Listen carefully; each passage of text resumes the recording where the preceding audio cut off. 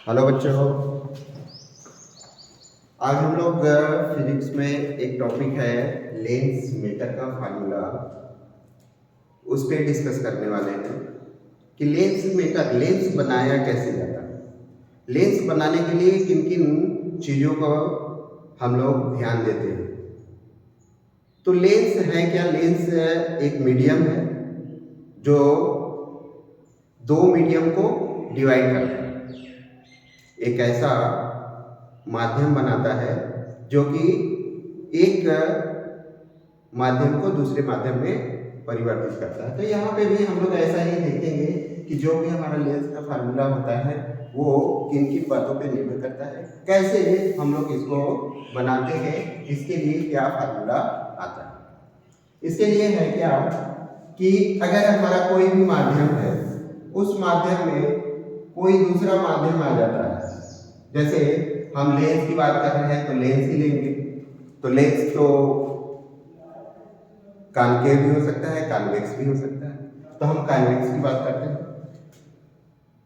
तो कॉन्वेक्स में दो सरफेस होते हैं, दो कर्व सरफेस होते हैं। ये फर्स्ट कर्व सरफेस है और जो कि किसी एक सर्कल का कटा हुआ भाग है, किसी स्फीयर का कटा हुआ भाग है, सर्कल नहीं स्फीयर, मतलब ये किसी गोले का कटा हुआ भाग है।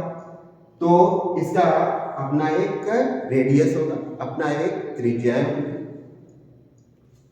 ये फर्स्ट सरफेस है, इसलिए इसका त्रिज्या को हम लोग r1 लेंगे और ये है एक हमारा प्रिंसिपल एक्सिस।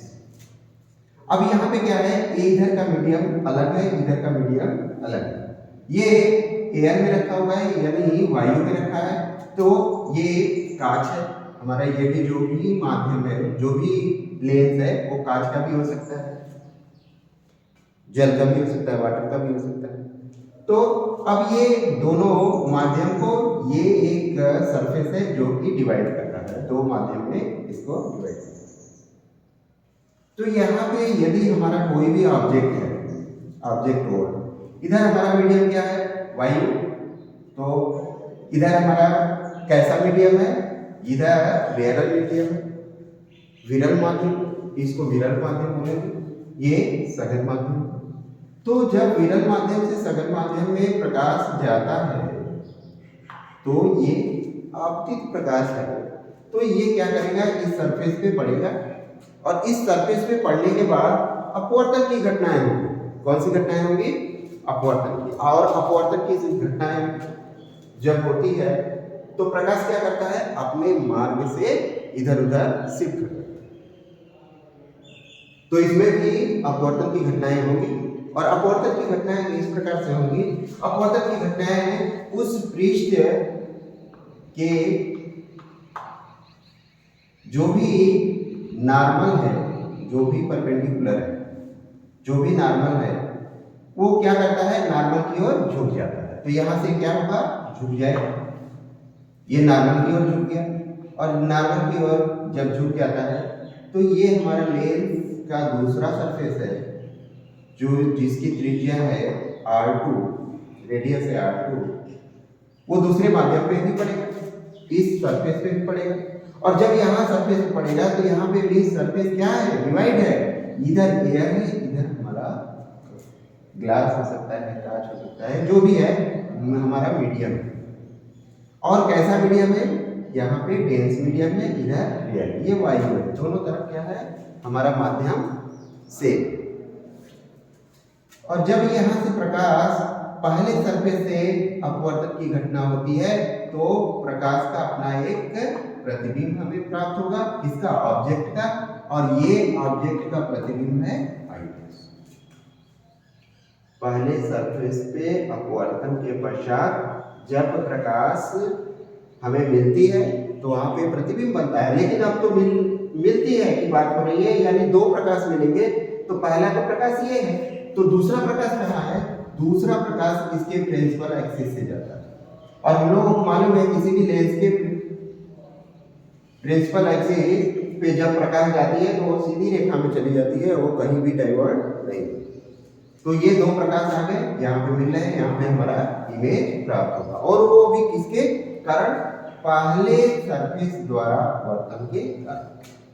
और पहले सरफेस के द्वारा अपवर्तन के कारण हमारा प्रतिबिंब बना आई डैश में, और यही जो आई डैश है ये दूसरे सरफेस के लिए ऑब्जेक्ट का कार्य करता है। अगर हम यहां से देखें तो कैसा लगेगा कि प्रकाश इधर कहीं से आ रहा था, तो ये क्या हो गया, हमारा वर्चुअल इमेज बना है किसका, ऑब्जेक्ट का। किसके कारण, पहले सरफेस के अपवर्तन के कारण। तो दूसरे सरफेस के अपवर्तन के कारण कहां बनेगा, दूसरे सरफेस पे फिर से अपवर्तन की घटनाएं होंगी, और अपवर्तन की जब घटनाएं होगी तो वो इस नॉर्मल से दूर जाएगा, और दूर जाएगा तो कहीं इधर आके हमें मिलेगा। ये आ गया हमारा आर। अब इस लेंस के दो सरफेस से दो प्रतिबिंब प्राप्त हो रहे हैं। पहले सरफेस से जब अपवर्तन के पश्चात मिलते हैं तो वो आई डैश पे मिलते हैं, और दूसरे सरफेस से जब मिलते हैं तो वो आई पे मिलते हैं। दो बार अपवर्तन की घटनाएं हुई क्योंकि दो पृष्ठों से ये मिला हुआ है, और दोनों पृष्ठों की जो रेडियस है वो क्या है, डिफरेंट R1 और R2। और जब दूसरे सरफेस से मिलता है, दूसरे सरफेस से अपवर्तन की घटनाएं होती है, उसके लिए ऑब्जेक्ट है हमारा आई डैश, और ये जो लेंस है उसका रिफ्रैक्टिव इंडेक्स है या वो मीडियम है इधर N1, और इसको मान लेते हैं N1। दोनों सेम मीडियम, इधर भी वाई इधर भी वाई, और ये है हमारा कांच, कुछ भी हो सकता है, लेकिन कांच हम लोग कहते हैं N2। N2 refractive index of lens, और ये लेंस कैसा है, वो भी पतला लेंस है। तो अब इसमें हम लोग क्या लगाएंगे, अपवर्तन का फार्मूला। अपवर्तन का फार्मूला कैसे लगता है, अपवर्तन का फार्मूला लगता है, अपवर्तन का फार्मूला हम लोग जानते हैं, पिछले क्लास में पढ़ चुके हैं कि अपवर्तन के फार्मूले से क्या होता है, दूसरा माध्यम क्या है हमारा N2। पहले पृष्ठ से, पहला जब हम देखेंगे पहले सरफेस से जब हमारा अपवर्तन हो रहा है तो दूसरा माध्यम क्या है, N2 है, और पहले ऑब्जेक्ट का इमेज कहाँ बन रहा है, आई डैश पे बन रहा है, किसके कारण, पहले सरफेस के कारण।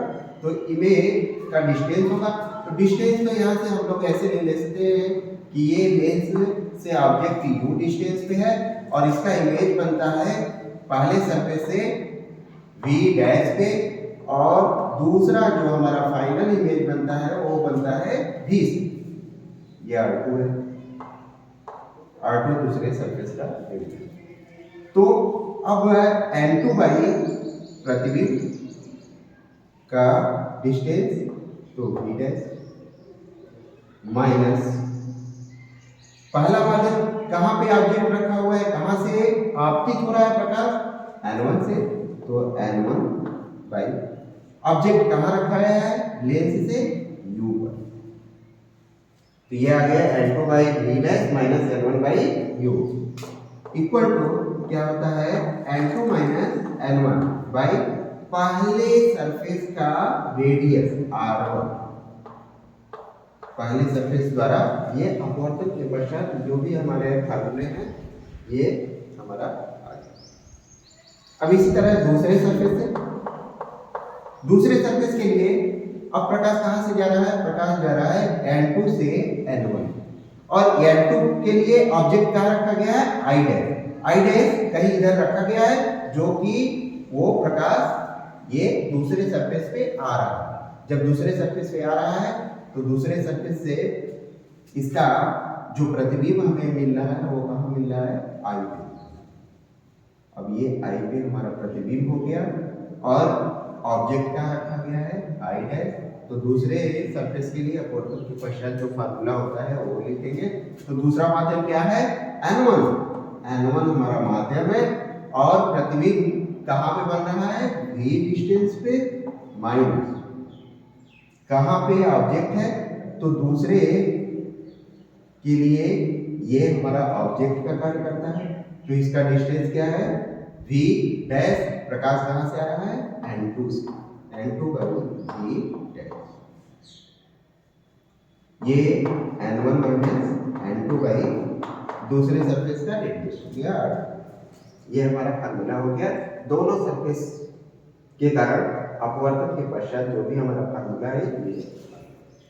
अब इन दोनों को सॉल्व करते हैं। सॉल्व कैसे करते हैं? इन दोनों को ऐड कर देते हैं। ऐड करेंगे जब जोड़ा जाता है इनको, तो ये दोनों सेम है इसलिए क्या हो जाते हैं? कैंसिल हो जाते हैं। बचेगा क्या?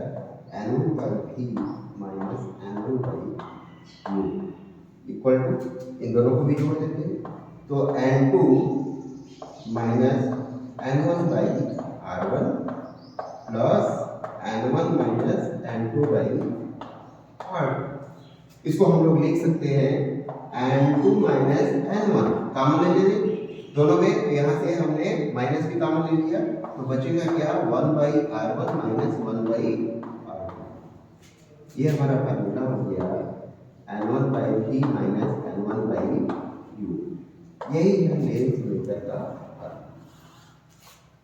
इसको डिफे में बंद कर लेते हैं। ये हमारा क्या है? लेंस मेकर का फार्मूला। अब इसमें हम लोग और थोड़ा सा इसको अपने ढंग से, जैसे इन लोग बच्चों लोगों को याद करने में आसानी हो, इसके लिए इसमें से N1 कॉमन ले लेते हैं। N1 कॉमन हो गया तो बचेगा क्या? 1 by V minus 1 by U equal to N2 minus N1 1 by R1 minus 1 by R2। ये आएगा हमारा इस तरह से। N1 का डिवाइड कर देते हैं। N1 का डिवाइड करेंगे तो क्या होगा? N1 का डिवाइड कर देते हैं 1 by V minus 1 by U, N2 minus N1 बटा के N1 1 by R1 minus 1 by R2।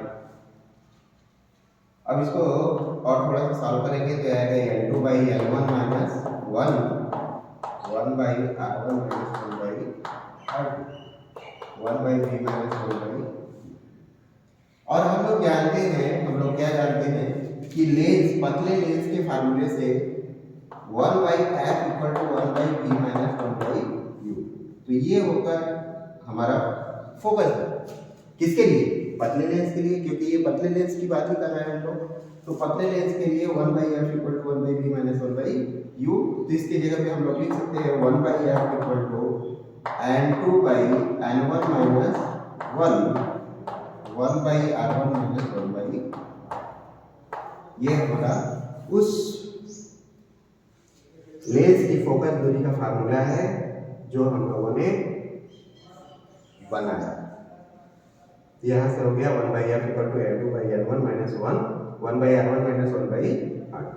ये फार्मूला हम लोगों का आ गया। इसी को बोला जाता है लेंस मेकर का फार्मूला। इसमें ध्यान देने वाली बात है कि पहले सरफेस से ऑब्जेक्ट का इमेज हमें आई डैश में प्राप्त होता है और दूसरे सरफेस से जब हमें आई प्राप्त होता है, इमेज प्राप्त होता है, उसके लिए आई डैश ऑब्जेक्ट का कार्य करता है। ठीक है बच्चों, तो ये हो गया लेंस मेकर का फार्मूला।